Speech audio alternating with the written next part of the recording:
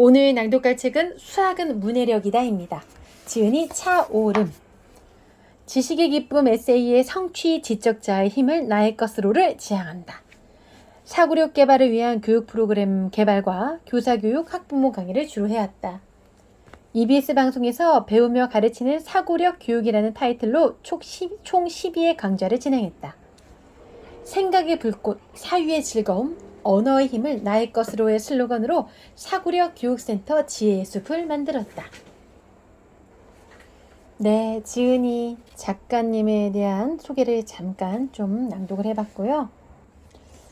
이 목차는 1부와 2부로 나누어져 있어요. 1부 추상의 세계, 지식의 세계로 들어가는 열쇠 수학 언어. 그리고 2부는 자연수에 담긴 사고력, 상징수학 이렇게 나누어져 있는데요. 저는 사실 중고등학교 시절에 수학을 그닥 좋아하는 편은 아니었습니다. 영어하고 국어를 훨씬 더 좋아했고, 그래서인지 좋아했기 때문인지 수학 점수보다는 언어에 관련된 국어하고 영어 점수가 수학 점수에 비해 더 높았답니다. 그런데 이제 이 책을 읽어보면서 제가 느낀 것은 무엇이냐면은, 정말 이 수학은 왠지 중고등학교 시절에는 그때 시험을 봐야지만 그냥 해야지, 그냥 공부해야지 라고만 생각을 했었는데, 이 책을 보고 난 후 제가 느낀 거는, 읽고 난 후 느낀 거는 무엇이냐면은, 수학을 어린 시절부터 배우는 이유가 있구나. 어린 시절에 10대 때는 시험 범위에 해당하니까 학교에서 가르쳐 주니까 한다라고 이제 생각이 들었는데, 점점 이렇게 시간이 지나면서 또 이 책을 읽어보면서 더 느낀 거는 무엇이냐? 정말 수학을 풀어 봄으로써 배울 수 있는 게 많구나. 정말 사고력을 깊이 키울 수 있구나 라는 걸 다시 한번 느꼈습니다. 자, 그러면 낭독을 해보도록 하겠습니다. 추상의 세계, 지식의 세계로 들어가는 열쇠 수학 언어. 수학 언어에서 가장 결정적 낱말은 무엇일까? 등호의 비밀. 수학은 등호를 위해 존재하며 수학을 대표하는 낱말은 등호이다. 등호에 비슷한 말, 늘, 항상, 쭉, 영원, 기억 등. 모든 수학 문제에 꼭 들어가는 낱말 기호는 등호입니다. 수학은 등호를 구하기 위해 발명되었습니다. 모든 수학 문제의 수학적 사고는 등호를 해결하기 위해 존재합니다. 1 더하기 1은 2. 한국어로 이 문장은 1 더하기 1은 2로 읽습니다. 등호는 은과 는으로 읽습니다. 수학과 과학의 목표는 자연과 우주 세계 속에서 등호를 찾는 것입니다. 과학자들이 발견한 방정식은 곧 등호의 결과를 표현한 것이죠. 수학자와 과학자들은 서로 다른 것들 속에서 같은 것을 찾으려고 열심히 연구하고 추적합니다. 그들은 등호를 찾는 사람들입니다. 등호는 여러 가지 이름을 가지고 있어요. 수학 언어에서는 등호라고 부르지만 생활 속에서 많이 쓰이는 등호의 이름은 같다입니다. 수학 문제에서 등호는 같게 만들어라 또는 같은 것을 찾아라라는 뜻입니다. 수학에서는 등호로 쓰이지만 여러 분야에서 같은 의미로 사용되는 낱말은 매우 많습니다. 등호의 가족들, 등호의 비슷한 낱말들, 같음, 똑같다, 항상, 늘, 불변, 일치 등등. 문학과 예술, 경제와 사회, 역사 및 철학 같은 다양한 분야에서 등호의 가족들이 활동하고 있어요. 등호는 수학에서만 사용되는 것이 아니라 모든 지식, 학문, 인간이 언어로서 사유하는 모든 곳에서 이루어지는 하나의 사유법입니다. 시인들은 내 마음은 호수라고 노래하죠. 마음과 호수가 같다는 뜻입니다. 사람의 마음과 호수가 어떻게 같은 것이 될 수 있을까요?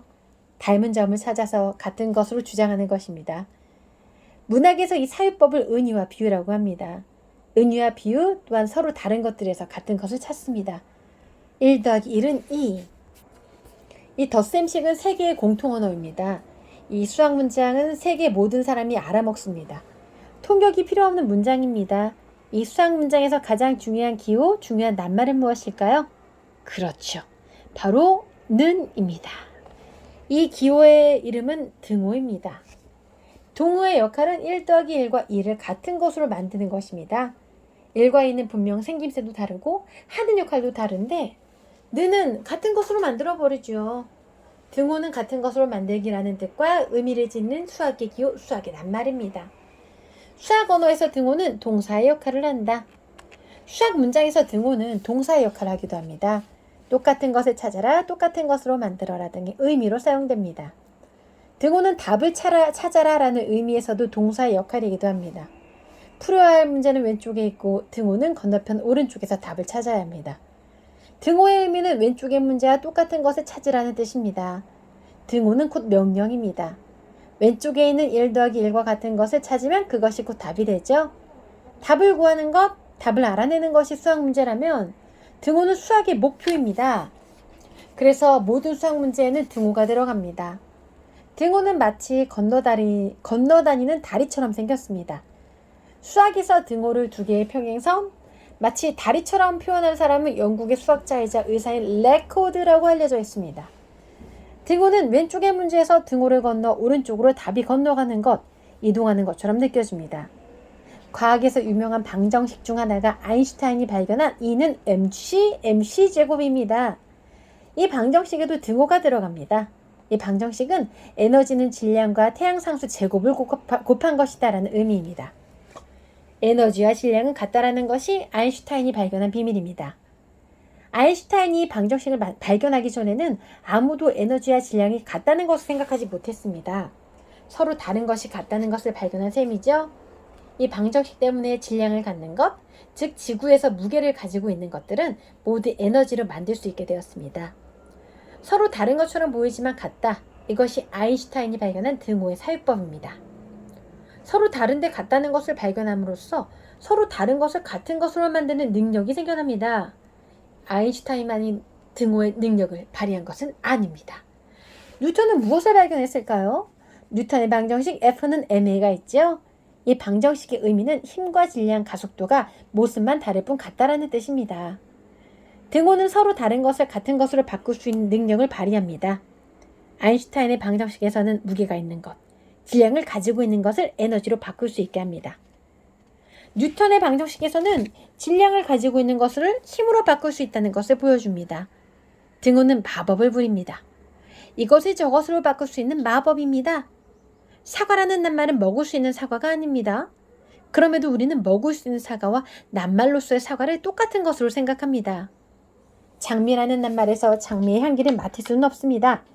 그러나 향기나는 장미와 낱말로서 장미를 같은 것으로 생각합니다. 컵이라는 낱말은 물을 담을 수 없어요. 그럼에도 컵은 문장 속에서 물을 담을 수 있는 컵으로 표현됩니다. 먹을 수 없는 사과라는 낱말을 먹을 수 있는 사과와 같은 것으로 사유할 수 있는 인간의 능력이 언어를 사용할 수 있도록 합니다. 사과라는 낱말과 과일 사과가 전혀 닮지 않았음에도 같은 것으로 생각하는 능력이 바로 수학에서 사용하는 등호의 사유법입니다. 수학 언어에서 사용하는 등호와 문학 언어에서 사용하는 등호의 차이는 무엇일까요? 수학과 과학 문제에서 답은 대부분 하나입니다. 답이 두 개인 수학과학 문제는 거의 없습니다. 그러나 문학과 예술, 사회 언어에서는 비슷한 낱말이 많습니다. 수학에서는 등호의 답이 하나라는 것, 문학과 예술, 사회 언어에서는 답이 여러 개일 수 있다는 것이 둘의 차이입니다. 네, 오늘은 수학은 문해력이다 일부를 낭독을 해봤는데요. 학창시절에는 정말 수학 문제를 푸는 것에 급급했다면 이 책을 읽어봄으로써 수학은 푸는 게 다가 아니다. 하나하나에 정말 깊이 있는 의미가 있다 라는 거를 사실 처음 안 것 같습니다. 우리 중고등학교 시절에 공식대로 수학 푸세요 1강 피타고라스의 정리 이렇게 쭉 나갔다면은 저는 이제부터의 이제 중고등학생들에게는 이런 수학은 문해력이다라는 걸 더 알려줬으면 좋겠어요. 하나하나 의미가 있다. 유일하게 완벽에 도달하는 수학 언어가 이것이다.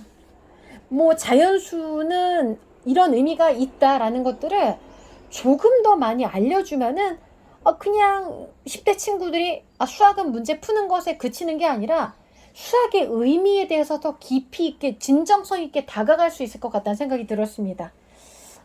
수학을 별로 좋아하지 않는 저에게도 정말 무언가를 느낄 수 있게 해준 책이었습니다.